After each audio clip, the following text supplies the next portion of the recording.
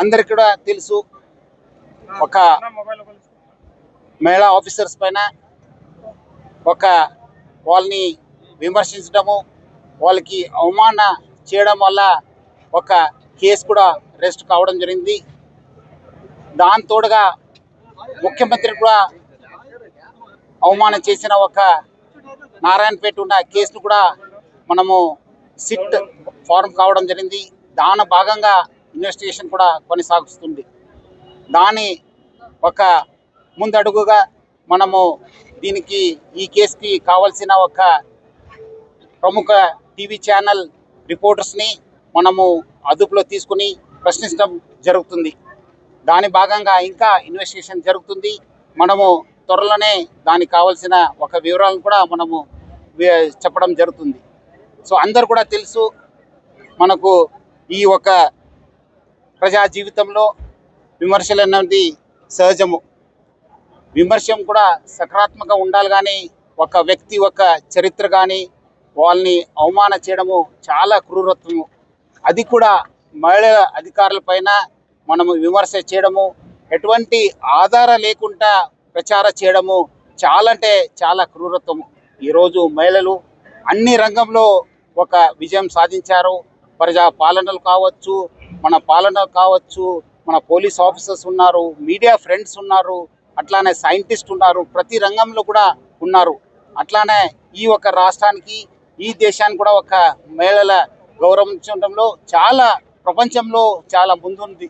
So ఈ ఒక సమాజంలో ఎక్కడు మహిళల్ని గౌరవిస్తారో, ఎక్కడ వాళ్ళు పూజిస్తారో మన సంప్రదాయంలో ఉంది. అక్కడ సుభిక్షం ఉంటుంది, సంతోషం ఉంటుంది, అభివృద్ధి ఉంటుంది, అందరు కూడా మంచి ఉంటుంది. అలాంటి ఒక సమాజంలో ఈరోజు విమర్శ చేయడము చాలా అంటే చాలా బాధాకరం అనిపిస్తుంది.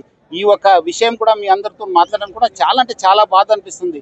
ఎటువంటి ఆధారం లేకుండా మనం విమర్శ చేస్తే ఆ ఒక ఫ్యామిలీలో ఏమవుతుంది, వాళ్ళకున్న రిలేషన్స్లో ఏమవుతుంది, వాళ్ళు చాలా మందిలో, ఎందుకంటే అధికారులందరూ కూడా చాలా మందితోని వివరించాల్సి వస్తుంది. అలాంటి ఏ పరిస్థితిలో వాళ్ళు మాట్లాడతారో, ఏ పరిస్థితిలో వాళ్ళు పని చేస్తారో మనం ఊహించలేదు. ఎందుకంటే మన ఇంట్లో కూడా మన అమ్మ ఉంది, మన చెల్లెలు ఉన్నారు, అక్కలు ఉన్నారు, మనకు కూడా పిల్లలు ఉన్నారు, మిస్సెస్లు ఉన్నారు.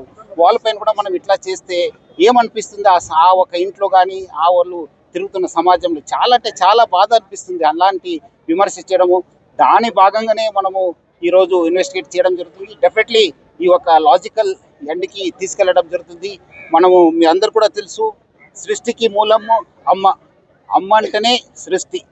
మనము అమ్మని కానీ ఆ స్త్రీని కానీ, అమ్మ అంటే స్త్రీని మనము అవగౌరవం చేస్తే మనము సృష్టినే అవమానించినట్లు. సో మనము దాని భాగంగానే అందరు కూడా ఆత్మవిమర్శ చేసుకోవాలి. ఈరోజు పోలీసుల పైన, యంత్రాంగ పైన, ప్రభుత్వం పైన చాలా అంటే చాలా స్టేట్మెంట్ ఇస్తున్నారు. ఇప్పుడే వస్తే ముందు కూడా లైవ్ లో చూశాను, చాలా అంటే చాలా విమర్శ చేస్తున్నారు. ఏదో నిరంకుశ ప్రభుత్వము, లేదంటే ఎమర్జెన్సీ వస్తుంది, ఎమర్జెన్సీ ఉంటే వీరందరూ ఉండేవాళ్ళ, ఈరోజు మీ అందరితో మాట్లాడేవాళ్ళ, మీ అందరు కూడా లోపల ఉండేవాళ్ళు. సో అది అర్థం చేసుకోవాలి. చట్టం తను పని చేస్తుంది. డెఫినెట్లీ చట్ట భాగంగా ఏమైనా మనం డెఫినెట్లీ పోతాను, మనము అక్కడ సర్చ్ చేస్తాను, కావాల్సిన వాళ్ళు అరెస్ట్ చేస్తాను, చట్టం ముందు పెడతాను, అప్పుడు చట్టం చూసుకుంటుంది. సో అందుకు ఎవరు కూడా మీరు విమర్శ చేయవచ్చు, కానీ వాళ్ళు చరిత్ర హాని చేయడం కానీ వాళ్ళపైన ఏం ఆధారం లేకుండా చేయడం చాలా బాధము. డెఫినెట్లీ చట్టం తన పని చేస్తుంది. మహిళల గౌరవం గురించి అంటున్నారు కదా, రాత్రి ఎన్టీవీ దేవి ఇంటికి వెళ్ళి చాలా అసభ్యంగా బిహేవ్ చేశారని ఆమె చెప్తుంది. ఎన్టీవీ సిఇఓ వాళ్ళ వైఫ్ తోని కూడా చాలా అసభ్యంగా బిహేవ్ చేశారు. ఇది పోలీసింగ్, కరెక్ట్ పోలీసింగ్ అని అనుకుంటున్నారా? అంటే వాళ్ళు ఎందుకు కావాల్సిన వాళ్ళు కాదా, మనం పిలిపిస్తే రావాలి కదా.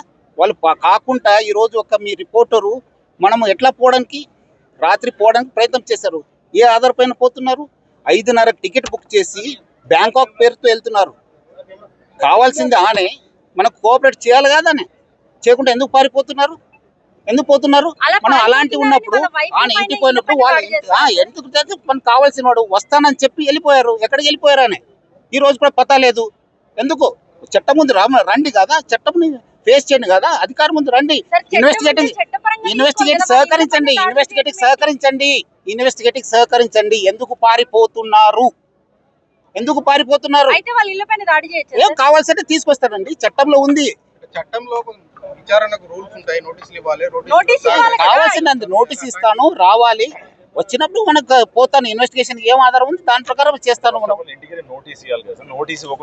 అట్లా ఏం లేదు, కావాల్సిన వాళ్ళు రావాలి. సార్, తీసుకొస్తాను. without ఏముంది without చట్టం. notice వాళ్ళ ఇంటి పైన వాళ్ళ వైఫ్ లని ఇటు దేవి యాంకర్ ఇంటి పైన అట్లా దాడి చేయొచ్చా సార్? దేవి వస్తానని డోర్లు చెప్పి పగలగొట్టొచ్చా? దేవి వచ్చి అని చెప్పి ఎక్కడ పగలు కొట్టాను చెప్పండి. రాత్రి చూపించండి midnight ఆ ఇంటి పైన అదే కదా దాడి చూపించండి జరిగింది. చూపించండి. వస్తానని చెప్పి సెల్ స్విచ్ ఆఫ్ చేసుకుని వెళ్ళిపోతే ఎట్లా? కావాలి కదా మీకు మీరు కరెక్ట్ ఉంటే రండి, ఇన్వెస్టిగేషన్ కు సహకరించండి, ఇన్వెస్టిగేషన్ కి సహకరించండి. మీరు తప్పు చేయకపోతే ఎందుకు భయము? మహిళా ఆఫీసర్ని ఎట్లా పరిస్తారా? ఏం ఆధారం ఉంటుంది మీ దగ్గర? వాళ్ళు ఎట్లా జీవించాలి? వాళ్ళ కుటుంబంలో ఎంత పరిస్థితి? ప్రాపర్ వేలో సిట్ వేశారు, అలా విచారణ చేయొచ్చు. కానీ వితౌట్ నోటీస్ సిట్ అంటేనే ఇన్వెస్టిగేషన్. సిట్ కంటే వేరే ఇన్వెస్టిగేషన్ కి సిట్ కి ఏం వేరే ఏం లేదు మేడం. అసలు ఒక్క సిట్ నోటీస్ కూడా ఎవరికి ఎందుకు ఇవ్వాలండి నోటీసు? మనకు కావాల్సిన వాళ్ళు పిలిపిస్తాను, ఎంక్వైరీ చేస్తాను, మీరు రండి. పిలిపించినట్లు రావాలి కదా. ఎందుకు పారిపోతున్నారు? ఏదో నేను బ్యాంకాక్ వెళ్తున్నాను సార్, నేను ఇప్పుడు మీ సిఇఓ గారు ఎక్కడ ఉన్నారండి? రావాలి కదా. అయితే ఇల్లు పైన దాడి చేయడానికి చేస్తానండి. ఎక్కడైనా పోతే ఎక్కడున్నా పట్టుకొని వస్తాను, ఎక్కడుంటే పట్టుకొని వస్తాను. నేను చట్టం ముందు ప్రవేశపెడతాను, చట్టంలో చూసుకోండి మీరు. ఏంటి సార్ ఇప్పుడు అర్ధరాత్రి తీసుకున్నారు